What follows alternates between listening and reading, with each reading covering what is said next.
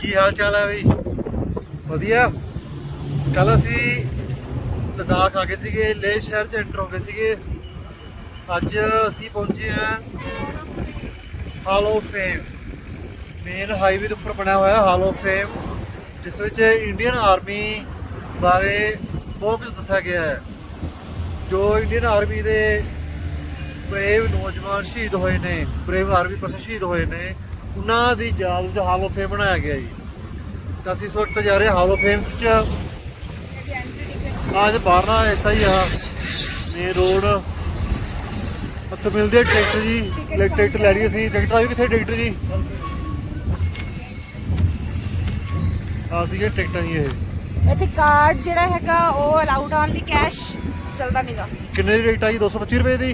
225 ਪਰ ਪਰਸਨ ਤੇ ਐਕਸਟਰਾ ਜਿਹੜਾ ਹੈਗਾ ਵੀਡੀਓਗ੍ਰਾਫੀ ਵਗੈਰਾ ਦਾ ਮੰਨਦਾ। ਉਹ 20 ਰੁਪਏ ਆਟਾ ਜੀ ਉਹਦੇ। ਉੱਥੇ ਸਪੈਸ਼ਲੀ ਲਿਖਿਆ no cash card only. Monday close ਹੁੰਦਾ ਵੀ, ਇਸ ਚੀਜ਼ ਦਾ ਧਿਆਨ ਰੱਖਿਓ। ਮੰਡੇ ਨਹੀਂ ਆਣਾ, ਮੰਡੇ ਕਲੋਜ਼ ਹੋਏਗਾ। ਲਿਖਿਆ ਉੱਥੇ ਮੰਡੇ ਕਲੋਜ਼ ਜੀ। ਚਲੋ ਲੈਟਸ ਗੋ, ਚਲੀਏ ਅੰਦਰ ਜੀ।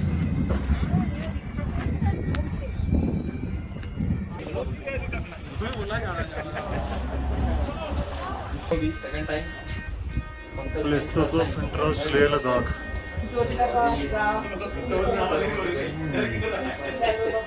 ਸਾਰਾ ਨਕਸ਼ਾ ਦਾ ਹੈ ਇਹ ਲੇਹ ਦਾ ਹੀ। ਇਸ 'ਚ ਕਿਤੇ ਕਿਤੇ ਜਾ ਸਕਦੇ ਹੋ।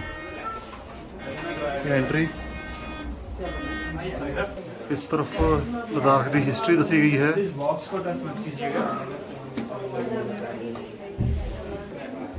लद्दाख के पुराने इतिहास को इस विच दिखाया गया है सारा।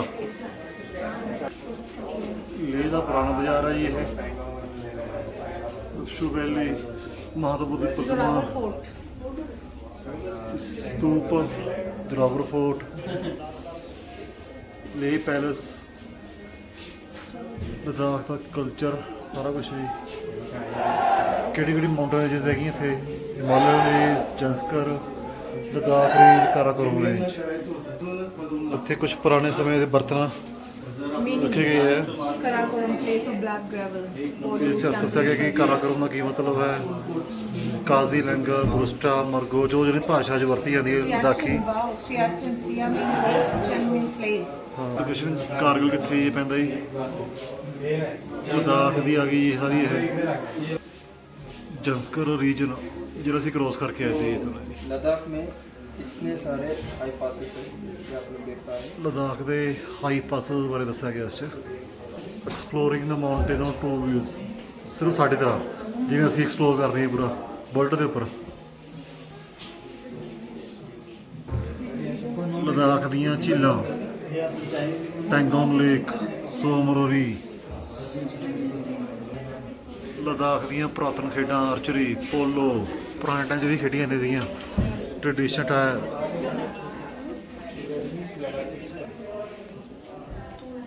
मास्क है जी लद्दाख के पुराने टाइम के, जो कल्चर प्रोग्राम च पांदे होंदे सी।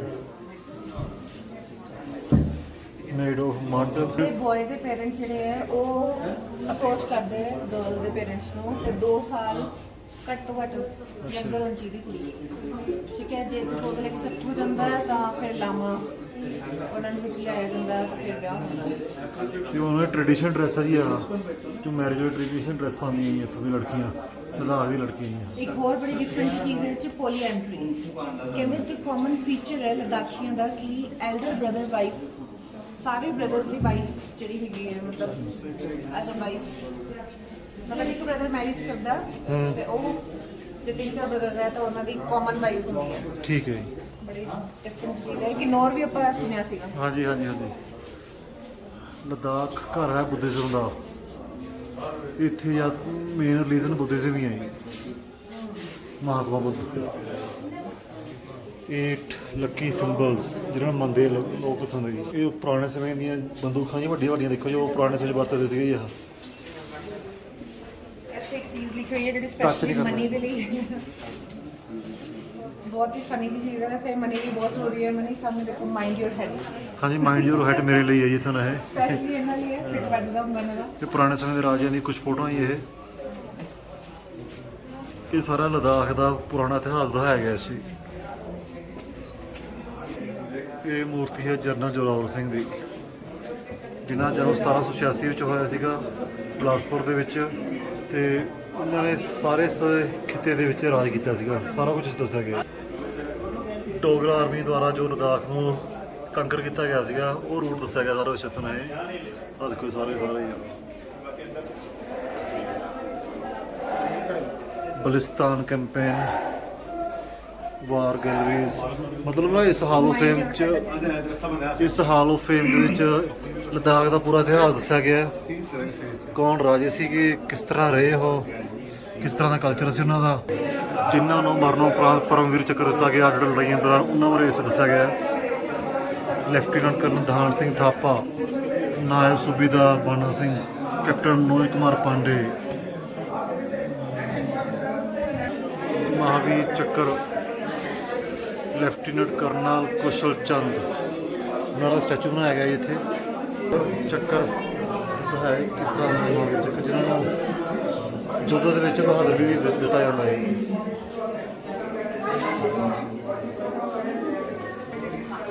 ਇਹ ਇੱਕ MMG ਹੈ ਜਿਹੜੀ ਕਾਰਗਿਲ ਵਾਰ ਦੌਰਾਨ ਨਾ ਪਾਕਿਸਤਾਨ ਤੋਂ ਕੈਪਚਰ ਕੀਤੀ ਗਈ ਸੀ ਜੀ, ਜਦੋਂ ਉਹਨਾਂ ਦੇ ਸੈਨਿਕ ਉਸ ਥਾਂ ਛੱਡ ਕੇ ਭੱਜ ਗਏ ਸੀ। ਇਹ ਹੈ ਜੀ ਪਾਕਿਸਤਾਨ ਦਾ ਰਾਕਟ ਲਾਂਚਰ RPG-7। ਇਹ ਵੀ ਕਾਰਗਿਲ ਦੀ ਲੜਾਈ ਦੌਰਾਨ ਕੈਪਚਰ ਕੀਤਾ ਗਿਆ ਸੀਗਾ ਇੰਡੀਅਨ ਆਰਮੀ ਦੁਆਰਾ। ਇਹ ਚਾਈਨੀਜ਼ ਵੈਪਨ ਹੈ ਜੀ, 1962 ਦੀ ਲੜਾਈ ਦੇ ਵਿੱਚ ਇੰਡੀਅਨ ਆਰਮੀ ਦੁਆਰਾ ਕੈਪਚਰ ਕੀਤੇ ਗਏ ਸੀਗੇ। ਇਹ ਦੇਖਣ ਨੂੰ ਤਾਂ ਇੱਕ ਪਿਆਨੋ ਲੱਗਦਾ ਜੀ, ਪਰ ਇਸ ਦੇ ਵਿੱਚ ਨਾ ਪੂਰਾ ਲਦਾਖ ਦਾ ਏਰੀਆ ਦਿਖਾਇਆ ਗਿਆ ਜੀ। ਤੁਹਾਨੂੰ ਦਿਖਾਉਂਦੇ ਜੀ ਜਿੱਥੇ ਜਾਣਾ ਸੁੱਤ ਖਲਸੀ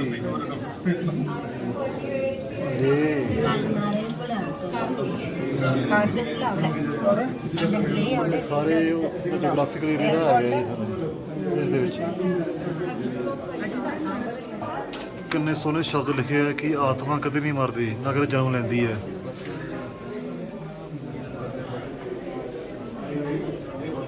ਜਦੋਂ ਵੀ ਸਰੀਰ ਖਤਮ ਹੋਇਆ ਤਾਂ ਉਸ ਤੋਂ ਬਾਅਦ ਵੀ ਆਤਮਾ ਉਸੇ ਤਰ੍ਹਾਂ ਹੀ ਰਹਿੰਦੀ ਹੈ ਹਮੇਸ਼ਾ। ਤੇ ਉਸ ਦੇ ਨਾਲ ਹੀ ਇਹ ਕੁਝ ਦੇਖੋ ਪਰਸਨਲ ਲੈਟਰ ਪਾਕ ਸੋਲਜਰਸ ਦਾ ਜਿਹੜੇ ਇਹਨਾਂ ਨੇ ਸੀਜ਼ ਕੀਤੇ ਆ, ਆਇਡੈਂਟੀਟੀ ਕਾਰਡਸ, ਕੁਝ ਪਿਕਸ ਹੈਗੀਆਂ, ਪਰਸਨਲ ਡਾਇਰੀਜ਼। ਇਹ ਚਾਈਨਾ ਵਾਲੇ ਦੇ ਹੋਣਗੇ ਨਾ, 1962 ਦੇ ਵਾਰ ਦੀ ਸਕ੍ਰੈਪ ਬੁੱਕ ਪਾਕ soldiers the notepad, scrap book of operation Vijay. ਮਤਲਬ ਇਹ ਜਿਹੜੇ ਵੀ ਵਾਰਸ ਦੇ ਵਿੱਚ ਉਹਨਾਂ ਦੇ ਪਾਕਿਸਤਾਨ ਜਾਂ ਚਾਈਨਾ ਵਾਲੇ ਵੀ ਕੁਝ ਉਹਨਾਂ ਨੇ ਸੀਜ਼ ਕੀਤਾ। से पहले एक सर बोलेंगे भारत माता की, बाकी बोलेंगे जय। पता होना चाहिए आज जो 20 लोग शहीद हुए कि उनके पीछे भी लोग खड़े हैं। और आपको बता दूं मैं कि गवर्नमेंट ने भी ये लागू कर दिया है। 4 साल सुना है आपने न्यूज? नहीं सुना होगा। 4 साल इंडियन आर्मी ने कंफर्म कर दिया है कि आप आओगे जैसा चाइना में हो रहा है, वो लागू कर चुका है गवर्नमेंट। तो आ जाना सामने से टक्कर लेने के लिए, ठीक है? हाँ चलिए, एक सर बोलेंगे भारत माता की, बाकी बोलेंगे जय। जोश में होना चाहिए एकदम। इसलिए शुरू कीजिए प्लीज। भारत माता की जय। ये रास्ता छोड़ दीजिए प्लीज। आप मैं आपको बता दूं, भारत माता की जय एक ऐसा वर्ड है, बिल्कुल ब्लॉक हो जाए। अगर आप मेरी बातें ध्यान से सुनेंगे तो मैं आपको इस लड़ाई के मैदान में खड़ा करा सकता हूँ बीच में। इतना जोश है मेरे पास, आपके पास नहीं है। भारत माता की जय एक ऐसा वर्ड है जो पूरे वर्ल्ड में पॉकेट में हाथ डाल के या बांध के नहीं बोला जाता। गुस्सा मत दिलाइए। कैसे बोला जाता है? माता की जय। भारत माता की जय। भारत माता की जय। अभी बिल्कुल पता चल गया उन्हें कि पीछे भी कोई खड़ा है। ध्यान सुनिएगा प्लीज। सियाचिन कारगिल गैलरी में आप सभी का मैं हार्दिक स्वागत करता हूँ। इस कोने से लेकर वो लास्ट कोने तक 99 में जो वार हुआ था उसके दौरान जितने ऑपरेशन हुए उनकी सारी संपूर्ण जानकारी आपको ऐसे बोर्डों से दी जा रही है। आप देख सकते हैं, पढ़ सकते हैं। आपके पीछे सियाचिन गैलरी, सियाचिन में एक जवान कैसे सर्वाइवर करता है, कैसे रहता है, उसके बारे में संपूर्ण जानकारी आप हमसे बाद में कुछ भी पूछ सकते हैं जो कि आपकी समझ में ना आ रहा हो। सामने शोकेस में रखे हुए कुछ एक वेपन्स है, वो वेपन्स है पाकिस्तान के 99 के वार में इंडियन आर्मी ने उसको कैप्चर किया था। वो भी आप देख सकते हो कैसे घूमता हुआ इंडिया की तरफ आ रहा है। रेड लेटर में कुछ एक नाम देखिएगा, फुल फॉर्म सुनाई नहीं दिया मुझे? 99 के वार से पहले इंडिया और पाकिस्तान के बीच में एक एग्रीमेंट, एक समझौते में सिग्नेचर साइन हुए थे कि ज्यादा बर्फ पड़ते समय यानी विंटर्स के दौरान में कोई भी सेना ऊपर पोस्टों पे नहीं चढ़ेगी। न इंडियन आर्मी हमारे कुछ एक पोस्ट ऑक्युपाई करके रख लिए जब हम एग्रीमेंट के हिसाब से नीचे बेस में डाउन हो चुके थे। वो कौन से पोस्ट आप देख सकते हैं? द्रास में 5608 का नाम था बनाया, और पाकिस्तान ने जितने भी बटालिक सेक्टर के जगह जमीन पोस्ट को ऑक्युपाई करके रखे थे हमारे, उसको रिकैप्चर कर लिया 4 के 4। अब तो देख सकते हैं। नेक्स्ट द्रास।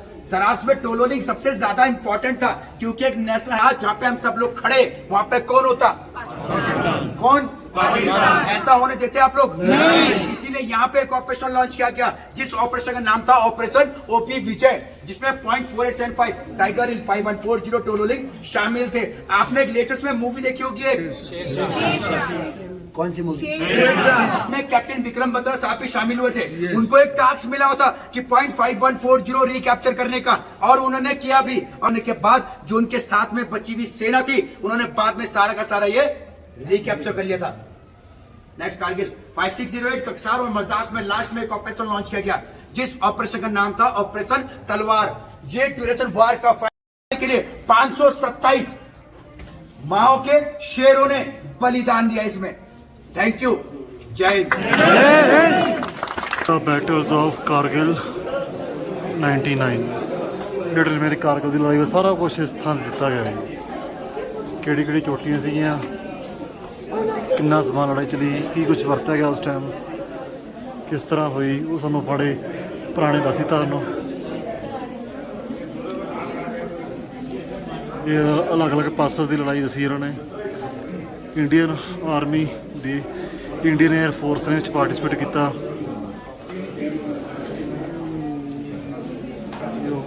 ਕੈਪਟਨ ਵਿਕਰਮ ਬਤਰਾ ਦੀ ਉਹ ਮਸ਼ਹੂਰ ਫੋਟੋ, ਕਾਰਗਿਲ ਦੀ ਲੜਾਈ ਸ਼ਹੀਦ ਹੋਣ ਵਾਲੇ ਆਰਮੀ ਪਰਸਨ ਨੂੰ ਮਿਲੇ ਪਰਮਵੀਰ ਚੱਕਰ 4, ਮਹਾਵੀਰ ਚੱਕਰ 9, ਵੀਰ ਚੱਕਰ 27। ਕੁਝ ਪੁਰਾਣੇ ਸੀਰੀਅਸਲੀ ਹੋਣਗੇ ਕੋਈ ਨਕਲੀ ਹੈ। ਇੰਡੀਅਨ ਆਰਮੀ ਦੇ ਉੱਪਰ ਇੱਕ ਬਣੀ ਹੋਈ ਡਾਕੂਮੈਂਟਰੀ।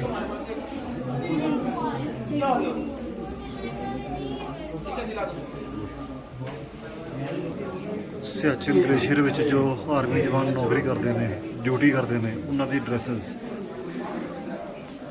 ਨੋਟਸ ਐਂਡ ਕਿਸ ਤਰ੍ਹਾਂ ਇਕੱਠਾ ਦਿੰਦੇ ਨੇ ਰਸੀਆਂ ਨੂੰ, ਉਹ ਦੱਸਿਆ ਗਿਆ ਇਸ 'ਚ। ਗਲੇਸ਼ੀਅਰ ਦੇ ਉੱਪਰ ਕਿਸ ਤਰ੍ਹਾਂ ਰਹਿੰਦੇ ਆ ਇੰਡੀਅਨ ਆਰਮੀ ਪਰਸਨ ਦੱਸਿਆ ਗਿਆ ਟੈਂਟਾਂ ਦੇ ਵਿੱਚ। ਇਸ ਤਰ੍ਹਾਂ ਦੇ ਟੈਂਟ ਹੁੰਦੇ ਨੇ ਵਿੱਚ। ਸਿਆਚਿਨ ਗਲੇਸ਼ੀਅਰ ਦੇ ਵਰਤਿਆ ਜਾਂਦਾ ਸਨੋ ਸਕੂਟਰ। ਇਹ ਹੈ ਜੀ ਸਪੈਸ਼ਲ ਮਾਊਂਟੇਨ ਇਕਵਿਪਮੈਂਟ ਜੋ ਇੰਡੀਅਨ ਆਰਮੀ ਦੁਆਰਾ ਵਰਤੇ ਜਾਂਦੇ ਹਨ ਕਾਫੀ ਹਾਈ ਐਲਟੀਟਿਊਡ ਏਰੀਆ ਦੇ ਵਿੱਚ ਜਿੱਥੇ ਬਹੁਤ ਜ਼ਿਆਦਾ ਬਰਫ਼ ਪੈਂਦੀ ਹੈ। ਇਸ 'ਤੇ ਟਾਈਗਰ ਹਿੱਲ ਦਿਖਾਈ ਗਈ ਜਿਹੜੀ ਕਿ ਕਾਰਗਿਲ ਦੀ ਲੜਾਈ ਵਿੱਚ ਇੰਡੀਅਨ ਆਰਮੀ ਨਾਲ ਜਿੱਤੀ ਗਈ ਸੀਗੀ। ਸਿਆਚਿਨ ਬੇਸ ਕੈਂਪ ਤੱਕ ਕਿਸ ਤਰ੍ਹਾਂ ਪਹੁੰਚਦੇ ਨੇ, ਜੋ ਉਹਨਾਂ ਤੱਕ ਕਿਸ ਤਰ੍ਹਾਂ ਸਾਰਾ ਕੁਝ ਪਹੁੰਚਾਇਆ ਜਾਂਦਾ ਉਹ ਦੱਸਿਆ ਗਿਆ ਸੀ ਹੈਲੀਕਾਪਟਰ ਰਾਹੀਂ। Army aviation corpus, Ladakh scouts. Hall of fame ਤੋਂ ਹੁਣੇ ਬਾਹਰ ਆਏ ਹਾਂ, ਕਾਫੀ ਸਮਾਂ ਲਗਾਇਆ ਉੱਥੇ। ਦੇਖ ਕੇ ਨਾ ਰੌਂਗਟੇ ਖੜੇ ਹੋ ਜਾਂਦੇ ਵਾਰੀ ਗੱਲਾਂ ਸੁਣ ਕੇ। ਪਤਾ ਦੇਖੋ ਘਰੇ ਬੈਠੇ ਨੇ ਆਰਾਮ ਨਾਲ ਏਸੀ ਦੇ ਵਿੱਚ, ਕਮਰਿਆਂ ਦੇ ਵਿੱਚ, ਪਰ ਜੋ ਆਪਣੇ ਆਰਮੀ ਦੇ ਜਵਾਨ ਬਾਰਡਰ 'ਤੇ ਬੈਠੇ ਹੁੰਦੇ ਆ, ਖਾਸ ਕਰਕੇ ਸਿਆਚਿਨ ਗਲੇਸ਼ੀਅਰ ਦੇ ਵਿੱਚ, ਜੈਸਲਮੇਰ ਦੀ ਗਰਮੀ ਦੇ ਵਿੱਚ ਕਿਸ ਤਰ੍ਹਾਂ ਡਿਊਟੀ ਕਰਦੇ ਆ ਉਹ, ਜੋ ਲੜਾਈ ਛਿੜਦੀ ਹੈ ਕਿਸ ਤਰ੍ਹਾਂ ਲੜਦੇ ਆ ਉਹ, ਕਿਸ ਤਰ੍ਹਾਂ ਰਹਿੰਦੇ ਆ ਉਹ ਆਪਣੀ ਸੋਚ ਤੋਂ ਹੀ ਵਾਰਾ ਵੀ ਉਹ। ਤਾਂ ਅਸੀਂ ਸਾਰਿਆਂ ਨੂੰ ਉਹਨਾਂ ਨੂੰ ਸਲੂਟ ਕਰਦੇ ਹਾਂ ਇਸ ਵਕਤ, ਜਿੰਨੇ ਇੰਡੀਅਨ ਆਰਮੀ ਦੇ ਸੋਲਜਰ ਨੇ ਜੋ ਡਿਊਟੀ ਕਰ ਰਹੇ ਸਾਡੇ ਲਈ। ਉਹ ਜਾਗਦੇ ਤਾਂ ਅਸੀਂ ਸੁਣਦੇ ਹਾਂ ਵੀ ਇਹ ਗੱਲ ਸੱਚੀ ਗੱਲ ਆਈ ਥੋੜ੍ਹਾ ਜਿਹਾ। ਅਤੇ ਆਪਾਂ ਨੂੰ ਹਰ ਇੱਕ ਇੰਡੀਅਨ ਆਰਮੀ ਪਰਸਨ ਦਾ ਮਨੋ ਸਤਿਕਾਰ, ਮਨੋ ਸਲੂਟ ਕਰਨਾ ਚਾਹੀਦਾ ਆਪਾਂ ਨੂੰ। ਅਸੀਂ ਬਣਾ ਕੇ ਬਾਹਰ ਹਾਲ ਆਫ ਫੇਮ ਤੋਂ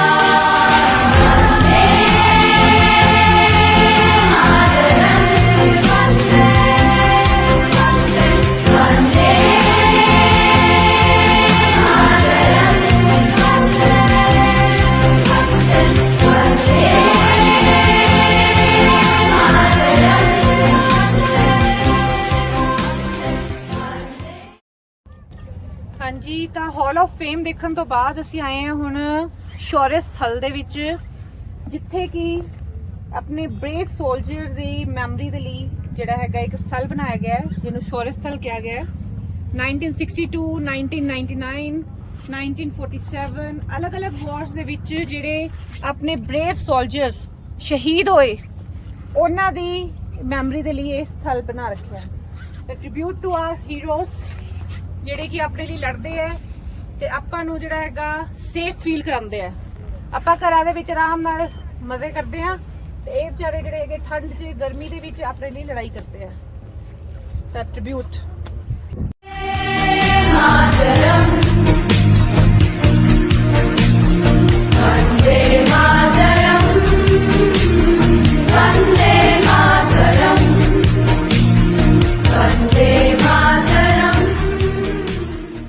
ਅਸੀਂ ਪਹੁੰਚ ਗਏ ਹਾਂ ਜ਼ੋਰਾਵਰ ਫੋਰਟ।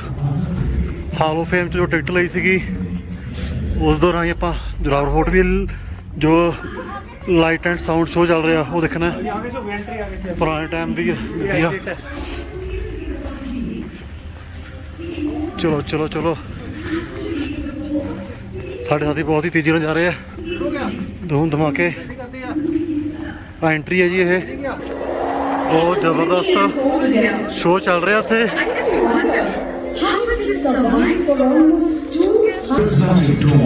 ਸ਼ੋਅ ਚੱਲ ਰਿਹਾ ਇਸ ਟਾਈਮ, ਪੂਰੀ ਹਿਸਟਰੀ ਦਿਖਾ ਰਹੇ ਹੈ। To disastrous cloudbursts, and here I stand, strong and majestic. ਹਾਂਜੀ, ਤਾਂ ਰਾਤ ਦੇ ਵੱਜ ਚੁੱਕੇ ਨੇ 8 ਤੇ RM ਰੋਡੀਜ਼ ਨੇ ਇਸ ਸਮੇਂ ਜ਼ੋਰਾਵਰ ਫੋਰਟ ਦੇ ਵਿੱਚ। ਜ਼ੋਰਾਵਰ ਫੋਰਟ ਦੇ ਵਿੱਚ ਰਾਤ ਨੂੰ 8 ਵਜੇ ਚੱਲਦਾ ਹੈ ਲਾਈਟ ਐਂਡ ਸਾਊਂਡ ਸ਼ੋਅ, ਜਿਸ ਦੀ ਟਿਕਟ ਤੁਹਾਨੂੰ ਹਾਲ ਆਫ ਫੇਮ ਤੋਂ ਮਿਲਦੀ ਹੈ ਤੇ ਲਗਭਗ 45 ਮਿੰਟਾਂ ਦਾ ਸ਼ੋਅ ਹੁੰਦਾ ਹੈ, ਜਿਹਦੇ ਵਿੱਚ ਜਨਰਲ ਜ਼ੋਰਾਵਰ ਸਿੰਘ ਜੀ ਬਾਰੇ ਤੇ ਲੇਹ ਲੱਦਾਖ ਦੀ ਹਿਸਟਰੀ ਬਾਰੇ ਤੁਹਾਨੂੰ ਦੱਸਿਆ ਜਾਂਦਾ ਹੈ। ਤਾਂ ਇਸ ਫੋਰਟ ਦੀ ਜਿਹੜੀ ਖਾਸੀਅਤ ਹੈ, ਇਹ ਕੰਸਟਰਕਸ਼ਨ ਹੈਗੀ ਹੈ 19ਵੀਂ ਸੈਂਚੁਰੀ ਦੀ ਤੇ ਜ਼ਿਆਦਾਤਰ ਇਹ ਬਿਲਡਿੰਗ ਜਿਹੜੀ ਬਣੀ ਹੋਈ ਹੈ, ਇਹ ਕਿਲਾ ਜਿਹੜਾ ਬਣਿਆ ਹੋਇਆ ਹੈ ਮਿੱਟੀ ਦਾ ਤੇ ਪੱਥਰਾਂ ਨਾਲ ਬਣਿਆ ਹੋਇਆ ਹੈ। ਇਹਦੇ ਵਿੱਚ ਡੋਗਰਾ ਡਾਇਨੈਸਟੀ ਦੇ ਕਾਫੀ ਸਾਰੇ ਜਿਹੜੇ ਖਜ਼ਾਨਾ ਕਹਿ ਸਕਦੇ ਹਾਂ ਆਪਾਂ, ਜਾਂ ਸਿੱਕੇ ਹੈ ਤੇ ਹਿਸਟੋਰੀਕਲ ਚੀਜ਼ਾਂ ਨੇ। ਇਸ ਦਾ ਦੂਸਰਾ ਨਾਮ ਹੈ ਰਿਆਸੀ ਫੋਰਟ। ਤਾਂ ਜਦੋਂ ਵੀ ਤੁਸੀਂ ਲੇਹ ਆਉਂਦੇ ਹੋ ਤਾਂ ਲੇਹ ਸ਼ਹਿਰ ਦੇ ਵਿੱਚ ਜ਼ੋਰਾਵਰ ਫੋਰਟ ਦੇਖਣਾ ਨਾ ਭੁੱਲਣਾ। This is a matter of unique honor, as nowhere in the history of the world has it happened that a memorial stands erected by the victors as a tribute for their gallant adversary. Jai Hind. Museum ਬਣਿਆ ਹੋਇਆ ਅੰਦਰ Zorawar Singh fort ਦੇ ਅੰਦਰ ਹੀ।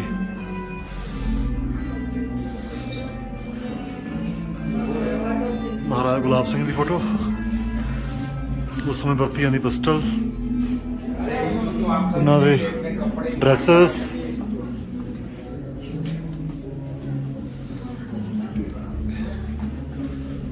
ਮਹਾਰਾਜਾ ਜ਼ੋਰਾਵਰ ਸਿੰਘ। ਇੱਥੇ ਸਾਰੀਆਂ ਉਹਨਾਂ ਦੀਆਂ ਕੀਤੀਆਂ ਲੜਾਈਆਂ ਦੱਸੀਆਂ ਗਈਆਂ ਨੇ।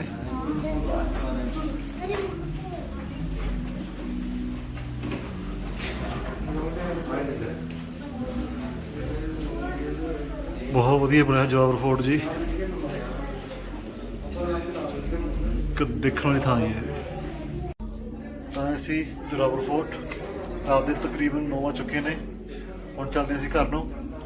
ਠੰਡ ਬਣੀ ਨੇ ਬੰਦੇ, ਠੰਡ ਹੋ ਚੁੱਕੀ ਹੈ। ਚਲੋ ਠੀਕ ਹੈ, ਖਿਆਲ ਰੱਖਿਓ ਸਾਰੇ ਨੇ ਆਪਦਾ। Good night, take care. Good night. Good night ਵੀ।